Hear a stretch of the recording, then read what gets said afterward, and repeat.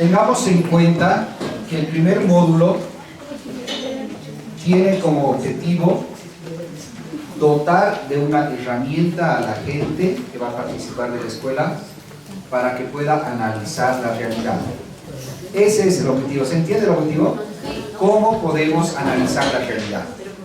Y de momento no hemos hablado de eso, realmente. Lo que hemos hecho es hablar cómo ese método de análisis se sustenta. Tiene dos pilares teóricos que lo sustentan.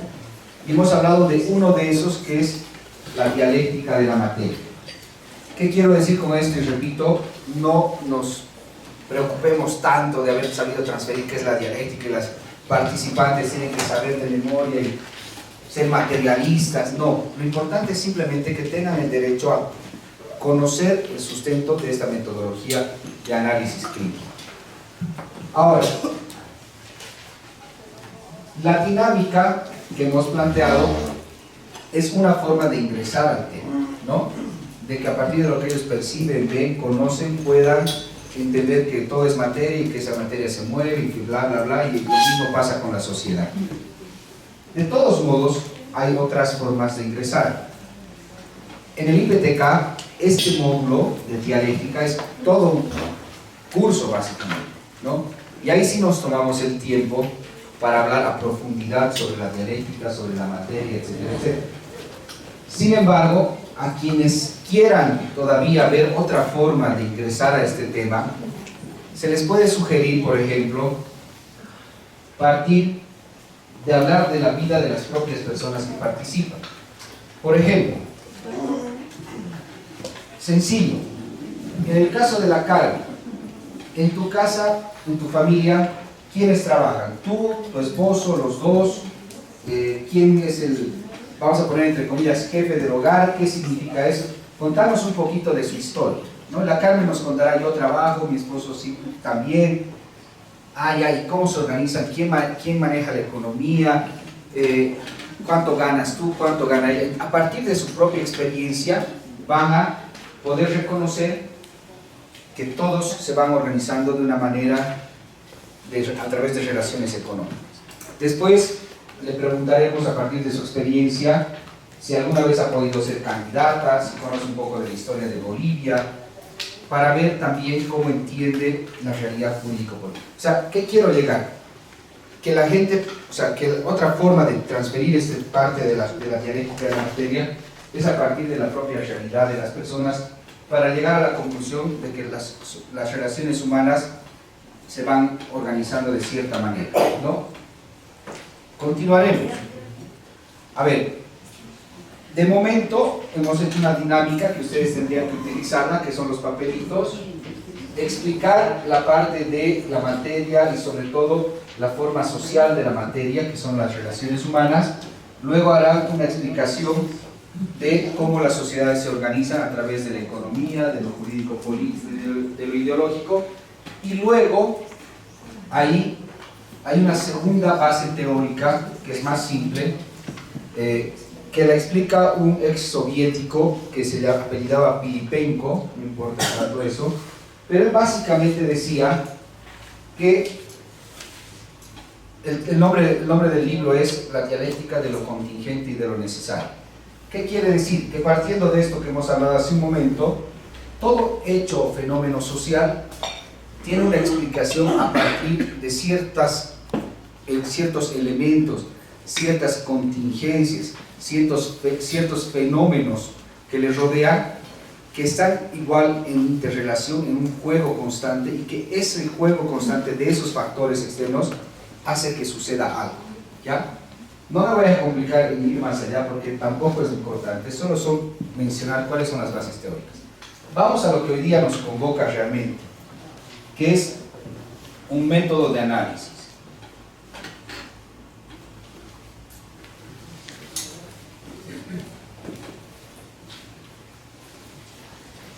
Lo que trata de hacer este método de análisis dialéctico, o método dialéctico del conocimiento, como quieran llamar, es plantear 7 pasos para poder entender una realidad. Y luego vamos a ejercitarlo con ustedes y en la noche vamos a seguir haciendo el ejercicio de temas más interesantes que estén sucediendo en el país. ¿En qué consiste este método dialéctico del conocimiento que tiene como pilares lo que hemos hablado hace un momento? Lo que quiere es plantear una mirada no lineal de causa y efecto. Por ejemplo, ¿por qué la gente es pobre? Ah, porque es floja. Ah, porque es ignorante. ¿Por qué hay violencia de género? Ah, porque el hombre es más fuerte. Ah, porque la mujer es más débil. Esa es una relación lineal de explicar las cosas. Y también hay formas de explicar las cosas de manera muy superficial, ¿no? Si ahorita nos pusiéramos a hablar, por ejemplo, del golpe de Estado del 2019, algunos diríamos, ah, es que hubo fraude. Ah, no, es que no hubo fraude. Ah, es que el 21F. Ah, es que tal vez hay elementos que son importantes a considerar, pero no son lo suficientemente profundos para explicar un hecho político como el de 2019. Voy a partir de usar este ejemplo del 2019 para ir avanzando en los 7 pasos que planteamos como método de análisis. El 2019 sucede en hechos, voy a tratar de ser relator más que tomar una posición al respecto.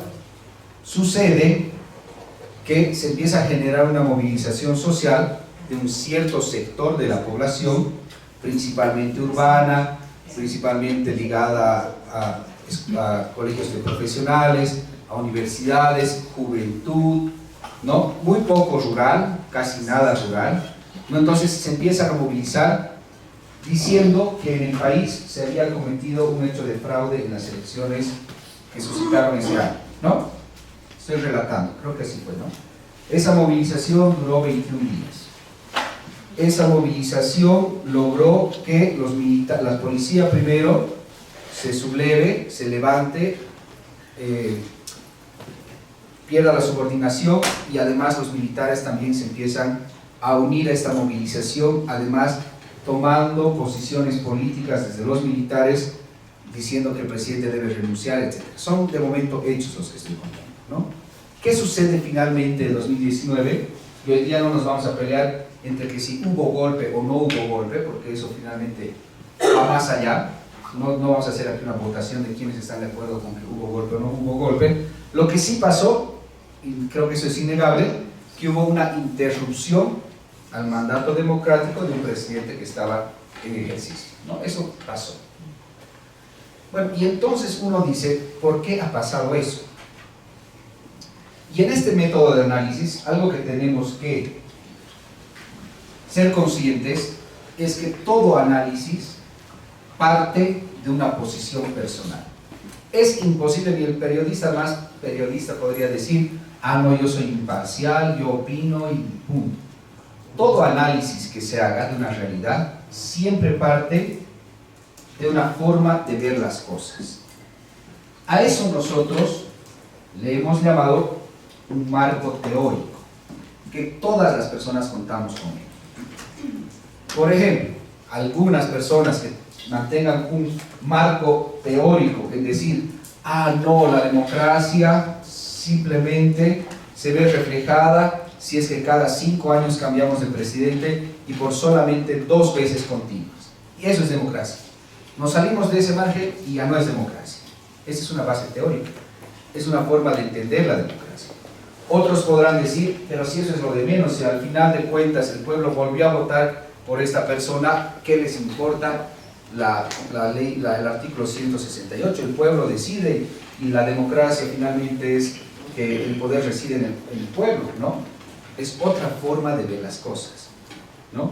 Otro marco teórico, por ejemplo, es decir, muchos han dicho esto, que en realidad lo que ha sucedido en 2019 es porque hay intereses económicos de la oligarquía cruceña que han movido a sus jóvenes, que son racistas y que han venido a interrumpir pagándoles a los militares porque tienen el poder económico.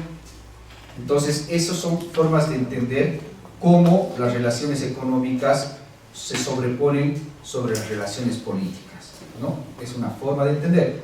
Otros dirán, no porque el sector popular ha sido corrupto y no sé qué. Son posiciones o marcos teóricos que uno maneja, ¿ya? Y nadie se puede desligar de eso. Ahora estoy poniendo un ejemplo a lo mejor un poco delicado, pero es mejor para que me presten atención y para que se entienda el ejercicio. Pero este método se puede aplicar para una infinidad de cosas más importantes, menos importantes, como las vamos a ver después. Bueno, ese marco teórico lo tenemos ya incorporado. Un segundo paso de aplicar este método dialéctico del conocimiento, o sea, este método de análisis, es decidir por qué o para qué quieres estudiar ese hecho, ese fenómeno. Si uno analiza el 2019, podría analizar a partir de querer entender cuáles son las relaciones de poder que se dan en ese momento. Punto. Ese es su objetivo. Yo quiero entender qué pasó en relaciones de poder el 2019. Otros querrán tener en cuenta como objetivo del análisis en decir qué cosas están en disputa realmente en mi país. ¿Será un tema de intereses de campesinos contra cruceños? ¿Será un tema regional? ¿No será? ¿Cuál es mi objetivo de hacer este ejercicio analítico? Eso tenemos que tenerlo en cuenta, porque si no tenemos en cuenta cuál es el objetivo de nuestro análisis, en el momento de definir las razones que han generado esto, puede ser mucho más, uno se puede perder, ¿no? Entonces, el objetivo para que uno quiere estudiar es muy importante. Pero uno de los pasos más importantes de la aplicación de este método es el tercero, es definir el contexto. Voy a saltarme a otro ejemplo para que se me entienda mejor. Si digamos, yo quiero hacer un análisis crítico sobre el proceso, por lo que se conoce como proceso de cambio del país, yo podría partir de un marco teórico, quiero estudiar el proceso de cambio, pero la definición de contexto, yo tengo que hacer un ejercicio de precisar los lentes, como cuando uno tiene largavistas y tiene que mover, o tiene la cámara, ¿no? Aquí el camarógrafo nos va a ver, tiene que mover una cosita para precisar exactamente qué es lo que uno quiere enfocar. O cuando uno tiene una linterna y dice, voy a estudiar la pared, pero no voy a estudiar toda la pared, alumbra, dice voy a estudiar esta parte de la pared. Es importante definir lo que nosotros denominamos como contexto para delimitar qué es lo que realmente queremos estudiar, si no igual nos perdemos. Les hablaba del ejemplo del proceso de cambio.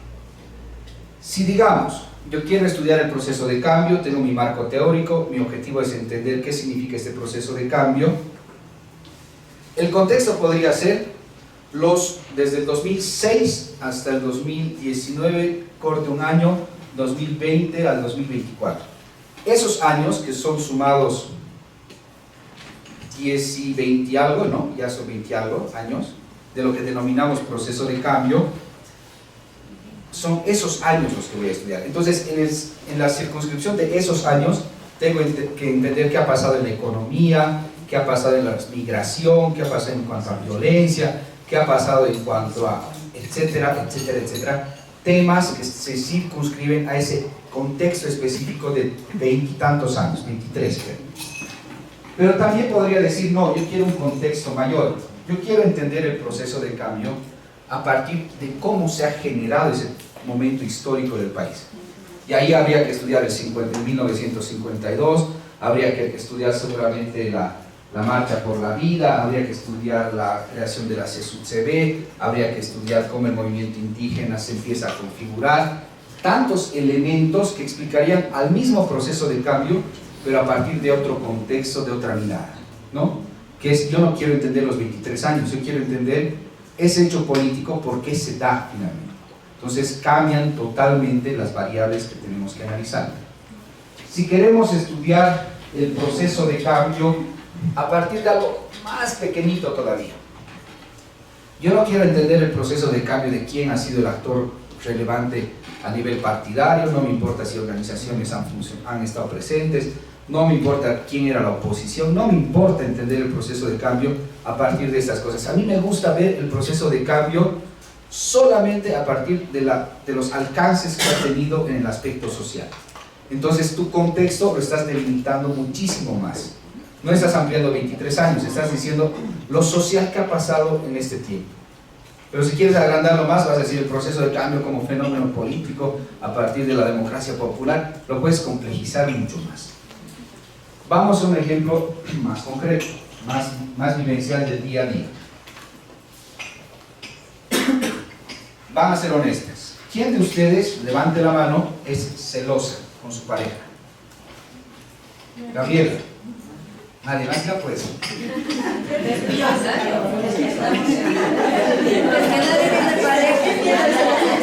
Ya entonces vamos a ir por... ¿Tienen parejas? Depende con cuál. ¿Quién es celosa de sus hijos? Ya. No. Bueno, podemos tomar un ejemplo tal cual como los celos. Yo soy o no soy celoso con mi pareja. Ok, eso es lo que yo quiero estudiar. ¿Qué factores hacen que yo sea una persona celosa? ¿Será una cuestión de inseguridad mía? ¿Será una cuestión de, no sé, elementos que pueden explicar por qué yo soy una persona celosa? ¿Soy una persona agresiva? ¿Soy una persona machista? Etcétera, etcétera. ¿O soy solo celoso cuando estoy en estado de ebriedad? Elementos que uno puede poner, situar para explicar un hecho concreto como los celos hacia mi pareja en cierto momento, ¿no? Podemos poner otro ejemplo. Habiendo definido el contexto, voy a ir ahorita al ejemplo. Habiendo definido el contexto, ¿qué es lo que realmente queremos estudiar?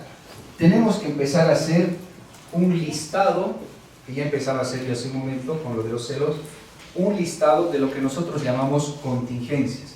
Palabra muy difícil. Elementos, temas, características que rodean a ese hecho puntual. ¿Ya? Volveremos a los ejemplos. Voy a posicionarme a partir de un marco teórico para poder hacer el ejemplo. Solo consideren que que es solo para el ejemplo, pero vamos a seguir explicando lo que ha sucedido en el proceso de cambio, definiendo el contexto como los 23 años. ¿Qué elementos? Voy a utilizar esta pizarrita, por favor, para que se me pueda... Vamos a hacer dos ejemplitos conmigo y después van a ser ustedes quienes se pongan a pensar y a trabajar, ¿ya? Decía yo que mi intención es entender el proceso de cambio del país, pero específicamente en sus 23 años de gestión de gobierno del MAS, ¿no? Porque eso es lo que entendemos por proceso de cambio, ¿no? O alguien entiende el proceso de cambio de manera diferente. Es básicamente eso, ¿no? Los 23 años de gobierno del MAS. 17, ¿no estoy exagerando? ¿Cuántos van por esa matemática? Del 2006 al 2019, 13 años. Más 4, 17, ¿no?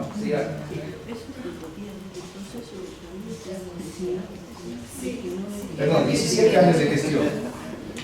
Podemos estudiar el proceso de cambio a partir del marco teórico de la Charito, que esto es desde el 90, desde que la marcha y la resistencia, etc. Y nosotros decidimos, el proceso de cambio, por lo tanto, se estudia desde 1990. Ese es mi contexto. La Charito tiene un contexto más amplio. Pero aún así la Charito me dice, de todos modos, estos 17 años sí son parte del proceso. Entonces yo voy a precisar mi contexto. Quiero entender el proceso de cambio a partir de que el MAS asume el poder político. Ahí sí se traduce a 17 años, en 90 no tenían el poder político. ¿A ver? Entonces, hace uno, la decisión la tiene que tomar uno de qué quiere estudiar. Para el ejemplo de hoy día, yo me voy a limitar a los 17 años, sin decir que lo que la Charito ha dicho esté mal. Para ella su contexto es más amplio y lo puede estudiar a partir de la marcha y incluso antes, desde el 52, uno decide eso, ¿ya? Pero hoy día para el ejercicio vamos a hacer el proceso de cambio a partir de los 17 años de gestión gubernamental del MAS, ¿ya? Ese es mi contexto. Yo lo estoy delimitando un poco más que la charita, ¿ya? Entonces, ¿qué elementos juegan para explicar el proceso de cambio? Yo voy a hacer mi ejercicio y ustedes podrán complementar o podrán decirme, no, ese no tiene nada que ver, no es un elemento relevante, ¿ya? Para mí, un primer factor relevante para explicar el proceso de cambio es lo que yo le llamaría una ruta histórica. ¿Qué quiere decir esta ruta histórica? No se podría entender el proceso de cambio y lo que ha sucedido en estos 17 años si no tienes una mirada comparativa. Por ejemplo, la sociedad, el proceso de cambio, ¿dónde se da? ¿En Uruguay o en Bolivia? En Bolivia. Ok, precisamos más, en Bolivia. En Bolivia, la sociedad boliviana en 1800, no, en realidad voy a poner en 1692, digamos, antes de que llegue Cristóbal Colón, tenía una forma organizativa como sociedad, ¿no? No tenía nada que ver el rey con nosotros. De pronto, en 1500 tantos, llega los españoles a conquistar. Vamos a poner 1824, o sea, un año antes de la independencia. Aquí nosotros teníamos una forma organizativa, dependientes del rey, explotados, creíamos más en Dios, y no tanto en el sol Inti, cambió muchas cosas, ¿no? Y de ahí, en 1825, hay un cambio de una nueva forma organizativa que principalmente está regida por la independencia y la república, ¿no? Ahí una pregunta de mirada crítica. ¿Ustedes creen que habrá cambiado mucho la forma de la economía, la forma de organizarnos económicamente entre lo que era la colonia y la república? ¿Habrá cambiado mucho en este país? Del 24 al 25. ¿Qué creen? ¿Cambió mucho? O sea, cuando empezamos a hacer república ya era otra forma de mirar la economía. A mi parecer, para no perder tiempo, ¿no? Porque esto ustedes tienen que permitir que haya el diálogo, intercambio de ideas, permítanlo porque ahí está la riqueza. Y ahora voy a cortar tiempos. A mi parecer, si bien hubo un cambio importante porque ya no dependíamos del rey y elegíamos a nuestro presidente y teníamos nuestra constitución y nuestra acta, los que eran dueños de nuestras tierras y de nuestros minerales probablemente les dejaron a los criollos acá, ¿no? Pero un campesino indígena habrá dicho, ahora somos Bolivia, ya no dependemos, ahora soy dueño de mi tierra, ahora soy dueño de mis recursos naturales. No, no hubo un cambio trascendental en lo económico. En lo jurídico-político sí, a lo mejor, ¿no? Hubo ya una nueva forma de organizarse. En lo ideológico yo no creo que hubo casi nada. Mantuvieron oculto todas las creencias ancestrales y se mantuvo como que la creencia está en Dios, etcétera, etcétera, ¿no? Eso se heredó de la colonia y tenemos hasta ahora presente, ¿no? Entonces, digo yo, una ruta histórica también nos marca un hito importante, el 2000, por lo menos 9, por no decir 6, con una nueva constitución. Uno podría seguir citando hitos en la historia, pero es importante entender el proceso de cambio, de cómo este momento que es proceso de cambio se compara con el pasado en su forma de organizarse como sociedad. Esto es importante, ¿ya? Un elemento es la ruta histórica. Otro elemento importante es, yo le llamaría los impulsores, forjadores, responsables, como ustedes quieran llamar. Pero ustedes creen que el proceso de cambio del 2006, lo que decía la Charita, se hubiera podido dar si no se tomaba una conciencia colectiva del sector campesino indígena, no se decidía organizarse políticamente? ¿Hubiera sido posible eso? ¿Hubiera sido posible de manera crítica? ¿Hubiera bastado la cara del ego para poder iniciar un proceso de cambio? No. ¿Sí o no que necesitaba una base social? Las mineras, los mineros, las campesinas, los indígenas, la gente pobre, la gente obrera, seguramente ha sido la base social para poder permitir un inicio de transformación de este país que lo que denominamos proceso de cambio. Entonces aquí hay que reconocer que las bases sociales, ¿Usted cree que el proceso de cambio solo se da gracias a los chapareños, a los del trópico? Entonces, dentro de estas bases sociales, que están compuestas por indígenas, campesinos, etcétera, etcétera, usted destacaría que tienen un rol protagónico los del trópico, ¿no? Perfecto. Perdón, disculpen el lenguaje. Discúlpenme. La compañera reconoce que las bases sociales han sido importantes para el proceso de cambio, pero además, sobre todo, el trópico, ¿no? Ok, es la mirada de la compañera. Perfecto. Aparte de estas bases sociales, nos cuesta o no nos cueste decir, ¿creen que ha habido un actor político determinante? ¿No creen que el MAS nos guste o no nos guste? Yo no estoy haciendo campaña para nada. Pero el MAS como instrumento político ha sido determinante para el proceso de cambio. Sí, ¿no? Ok, el MAS. Entonces, han habido actores sociales y actores políticos que han hecho que esto suceda. Esa es una descripción de la realidad. Yo no estoy diciendo que el MAS es bueno, que el MAS es malo, que las bases sociales son buenas o malas. Yo no estoy poniendo adjetivo calificativo, pero sí estoy analizando que los forjadores de este proceso de cambio han recaído en estos actores sociales y políticos, ¿no? Ahí podríamos incluso incorporar otro tipo de actores más pequeñitos, algunas ONGs, qué sé yo, algunos sectores urbanos, a lo mejor se han sumado a este proceso de cambio. Ahí está. Ahí.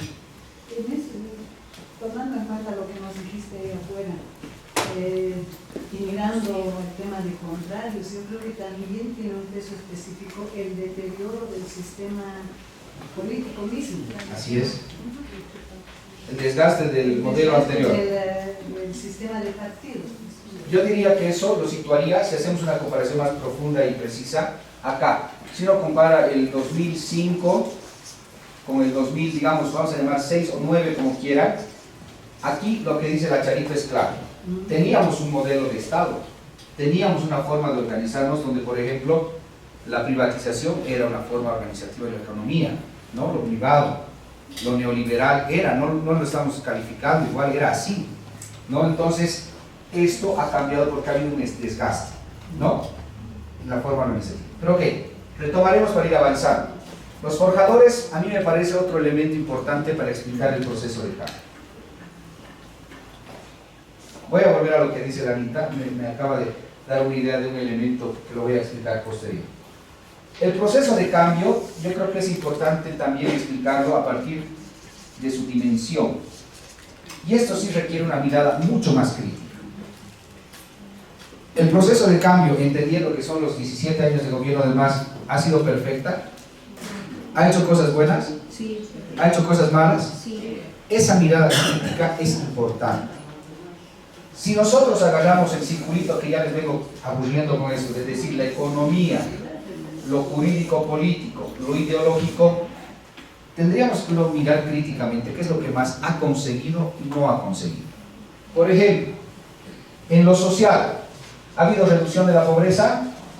Ha habido, no vamos a negar, ha habido. ¿Ha habido otros temas sociales como la migración? Ha habido. Hay que entender la dimensión del proceso de cambio desde el punto de vista social. La violencia ha bajado, ha subido contra la mujer. Eso hay que explicarlo. Hay estadística, hay análisis crítico de cada persona. La economía, nos decía la Charita, se agotó un sistema. ¿Ha cambiado la economía en el país a partir del 2006? Algo, ¿no? No vamos a decir, no, ahora Bolivia es anticapitalista, ya salió el sistema capitalista. No es cierto, sería mentirnos. Pero hay un modelo económico que ha planteado variantes. Por ejemplo, simple, la participación del Estado en la economía ha cambiado pues en 2006 por una decisión gubernamental de decir, ok, yo voy a tener mayor fortaleza en la economía a lo que te proponía el neoliberalismo, que era la reducción del Estado. Ok, entonces en la economía hubo cambio. A medias, buenos, malos, ok, eso se los dejo a ustedes. En lo jurídico-político, en el proceso de cambio, ¿ha habido un cambio? No. La Constitución, proceso autonómico, que está a medias, pero ha habido, ¿no? En lo ideológico habrá habido. Ha habido planteamientos, ¿no? Yo críticamente digo es que es lo que menos ha avanzado en el país, es un cambio ideológico. La ley Avelino Signani y Elizardo Pérez es intento, para mí insuficiente. Las universidades indígenas es un planteamiento insuficiente.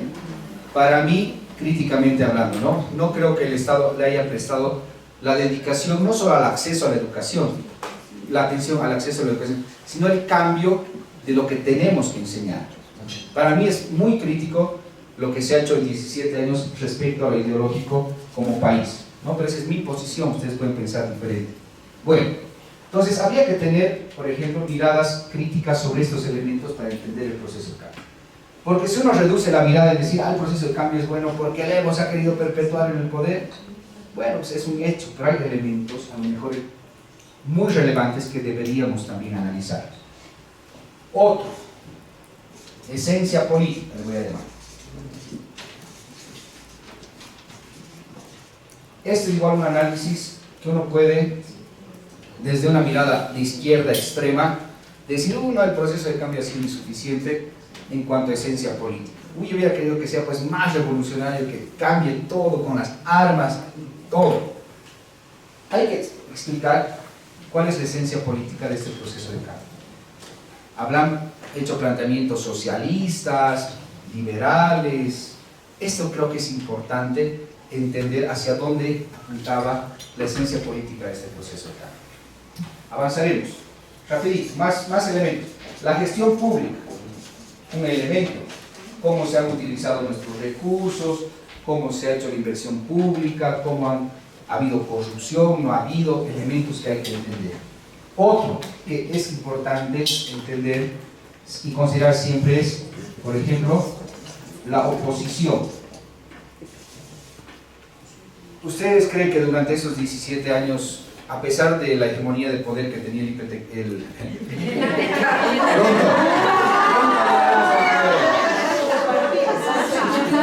que tenía el gobierno, ha dejado de existir la oposición?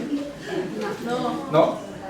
Estaba, como hablamos aquí, estaba compuesto el bloque popular, digamos que es lo que ha conducido este proceso de cambio. La oposición estaba tal cual configurada. ¿Tenían base social?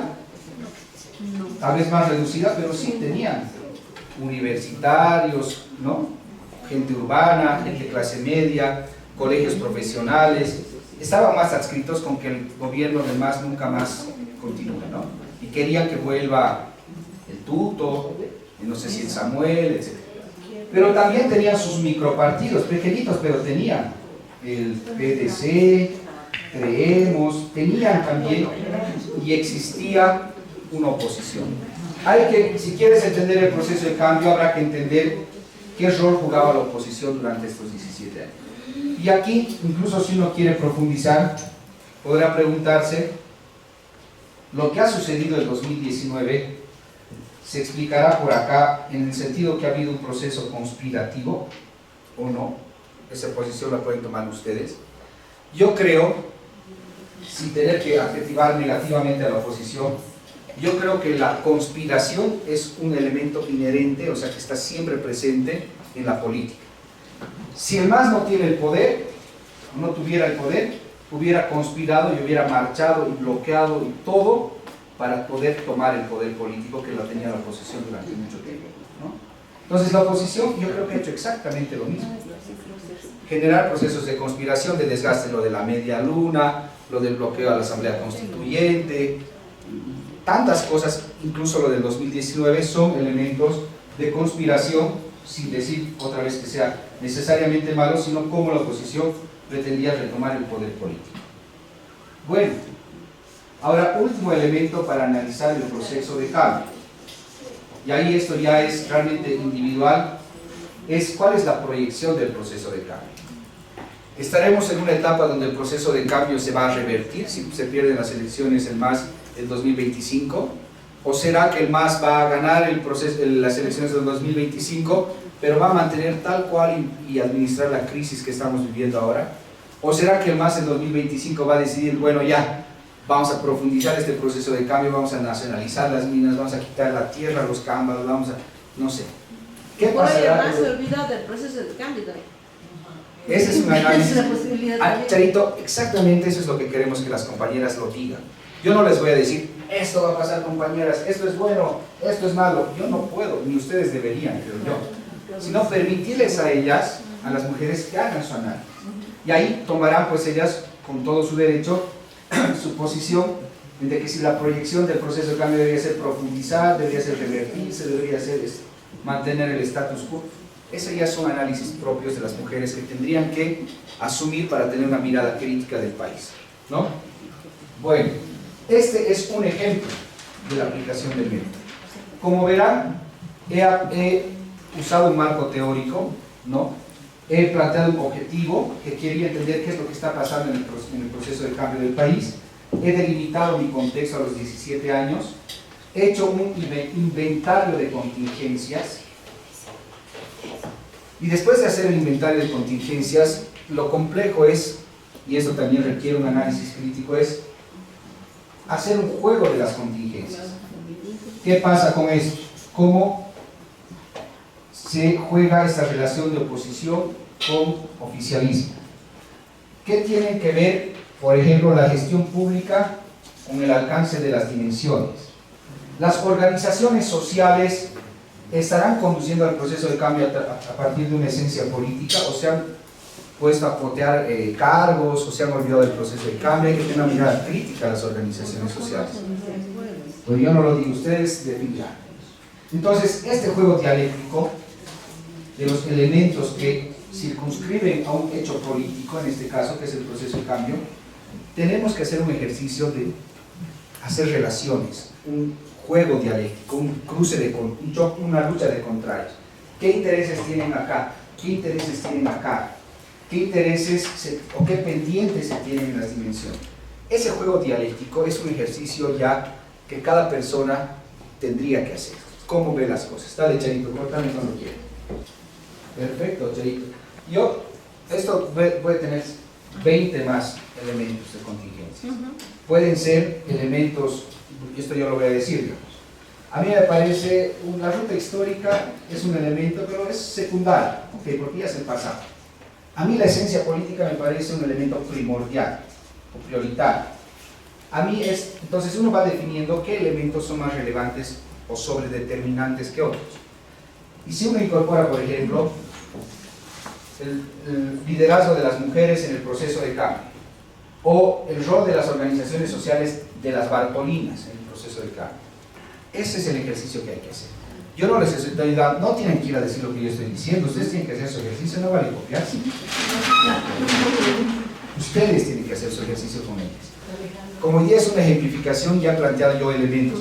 Nos hubiera tomado mucho más tiempo en decir qué más piezas, Charito, que ha sido determinante, como me hubieras dicho las mujeres. Entonces yo no hubiera puesto esto. Ese es el ejercicio que hay que hacer con ellos, ¿ya? Anita. Por ejemplo, si uno quiere cambiar la 348, tendría que mínimamente hacer un juego dialéctico con la fortaleza de movilización y de presencia, de incidencia en el legislativo. ¿Ustedes abrirían la 348 ahorita? No.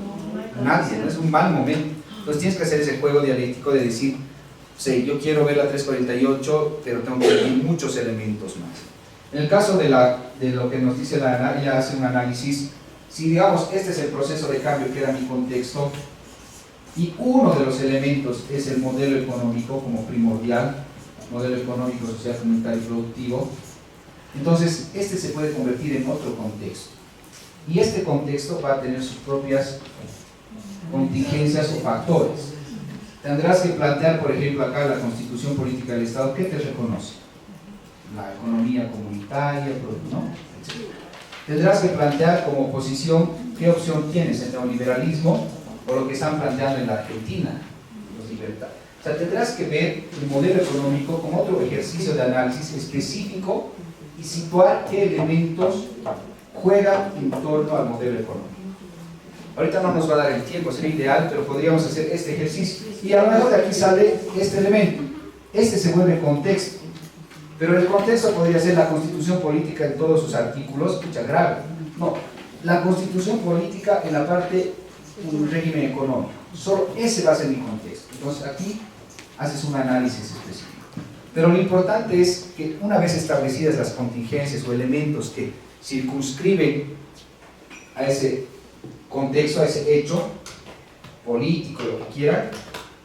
Una vez definido eso, tienen que hacer el ejercicio de cómo se juega esas relaciones, intereses, poder, ¿no? ¿Qué es más determinante del uno sobre lo otro? Ese es un ejercicio que nadie les va a poder dar la fórmula, sino es la práctica de pensar, pensar y pensar, ¿no? Y tomar posiciones. Entonces, una vez hecho el ejercicio anterior, lo que podríamos concluir como análisis del proceso de cambio, esto es, ya, ok, he analizado todo esto, y para mí el proceso de cambio es un desastre. Ojalá en 2025 vuelva el tuto, nos plantee otra cosa. Ok, esa es mi conclusión, después de haber hecho un ejercicio de análisis. Otros dirán, no, el proceso de cambio es lo mejor que ha pasado en la historia de este país, hay que continuar a pesar de cosas. Otros dirán, pucha ya, voy a volver a votar por el MAS, pero yo por un sentido de profundizar el proceso de cambio. No que me mantengan administrando crisis, haciendo las cosas más o menos. Esas son conclusiones que uno hace a partir de su análisis. Yo no les voy a dar la respuesta. ¿Ya? Este ejercicio, decía los últimos dos pasos. Habiendo hecho el ejercicio, el resultado es lo que acababa de decir. Ok, para mí el resultado de este análisis es que el proceso de cambio es bueno o es malo, etc. Ese es el sexto paso del método. Y el séptimo paso es el inevitable, es esto no se va a quedar tal cual. Vienen elecciones nacionales, vienen campaña, no hay primarias, son elementos que están presentes en constante movimiento y por lo tanto sí o sí algo va a pasar en 2025. Entonces hay que hacer un análisis de cuál es ese cambio que nosotros queremos. Pero claro, este es un tema sensible porque era político. Yo les decía que ese ejercicio metodológico se puede aplicar desde los celos de una pareja, se puede aplicar, un ejemplo que les hemos planteado ahí, es un accidente de tránsito. Ok, accidente de tránsito a las 8 de la mañana en Ilpavi, en la calle 13, punto. ¿Qué elementos? Un conductor estaba borracho, un niño iba tarde a la escuela porque se atrasó con sus papás, no estaba funcionando el semáforo, estaba lloviendo. Elementos que explican un hecho tan puntual, un accidente de tránsito donde el resultado es que el niño de 12 años ha muerto por el accidente, ¿no? El otro auto con el que se ha chocado no tenía seguro. Elementos que explican un hecho puntual, ¿ok? Ese es el método como tal, en sus 7 pasos. Ahora vamos a hacer el ejercicio con ustedes. Nosotros en la guía metodológica les hemos planteado en realidad 5 temas que ustedes tendrían que aplicar con las participantes. Vamos a dividir, digamos, en grupos a las participantes y les vamos a decir, esta mesa va a trabajar. En realidad lo que hemos planteado en la guía metodológica es, para no complicar con tanta cosa a las compañeras, es ustedes les van a explicar los primeros 3 pasos del método. Marco teórico, objetivo y definición de contexto. Ustedes eso les van a explicar primero a las compañeras. Y a partir de esa explicación les van a dar 5 temas distribuidos en las mesas. ¿Qué temas son estos? Uno es violencia en una pareja, ¿no? Ellas van a definir si quieren analizar un hecho puntual de un día tal que el hombre violenta a su mujer, o van a querer analizar en un contexto más amplio de por qué hay tanta violencia física contra la mujer por parte de los hombres. Ese contexto lo definen ellas. Otro ejemplo que tienen que utilizar son los celos que les comentaba hace un momento. Otro tema es la violencia política hacia las mujeres, ¿no? Como otro tema importante. Otro tema importante son las adicciones a la droga y el alcohol en nuestra sociedad. ¿Por qué existe la adicción? ¿Qué elementos explican esa situación? Y lo último, algo incluso más concreto y coyuntural, es analizar por qué hay falta de dólares en nuestra economía, ¿no? Entonces, ustedes cuando ya haya dólares, si es que hay dólares en el país, ya no usan ese ejemplo, usarán otro. Porque eso tiene que ser, puede ser para uso las veces que ustedes quieran.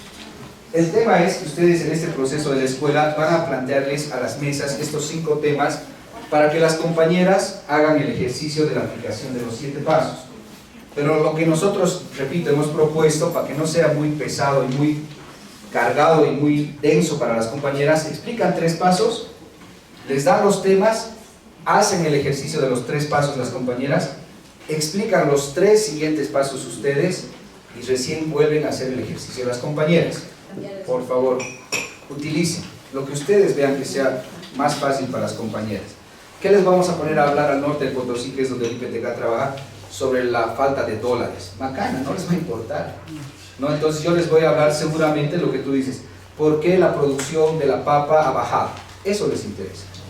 Ese hecho económico, productivo, ese lo plantea. Nosotros hemos planteado 5 temas y a estos 5 temas nosotros les vamos a dar unas tarjetitas que les va a ayudar a las compañeras a entender o a explicar qué es lo que estamos queriendo decir. Pero ustedes son libres de plantear los temas que quieren, ¿no? ¿Ya? Creo que valdría la pena los grupos que ustedes tengan al frente los organicen con ciertas características similares. Si son gente más urbana, a una mesa. Si quieren hablar del tema más rural, a otra mesa. Porque a lo mejor eso permite intercambiar realmente ideas, ¿no? Porque si yo estoy combinado con una persona del área urbana y me van a trabajar el tema de servicios básicos, o no sé, algo así, ¿yo qué voy a opinar al respecto? Entonces tratemos de organizarles de esa manera, sugeriría yo. Lo otro, esto es algo que no es una disentir con lo que dice la Charito, pero es algo que hemos venido intercambiando. Yo creo que a las mujeres hay que plantearles temas que son de interés directo, ¿no? Temas relevantes para todo el proceso que nos dice la Charito. Estoy totalmente de acuerdo. Sin embargo, también veíamos desde el equipo consultor que es bueno ponerles a hablar y discutir, reflexionar y criticar de temas que son no necesariamente de la agenda directa de las mujeres. Por ejemplo, esta mesa va a hablar sobre el rol del Estado en la economía. Probablemente no va a salir ahí el tema mujer como tal, o saldrá como parte de, pero va a hablar, las mujeres van a empezar a hablar sobre el rol del Estado, de la economía. Ese es un tema más amplio. Yo eso les sugiero que combinen, porque queremos también a las mujeres hablando de todos los temas, no solo de los temas que les han puesto en agenda, ¿no? Creo que esa mirada combinada es bien importante. Bueno, vamos a retomar el tema.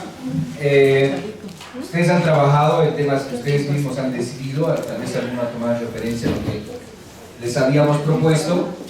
Tengan en cuenta que para ya el ejercicio con las participantes, tendríamos que definir claramente los temas con la flexibilidad de que si hay un tema que surja en ese momento y que prefieran trabajarlo, también se puede hacer.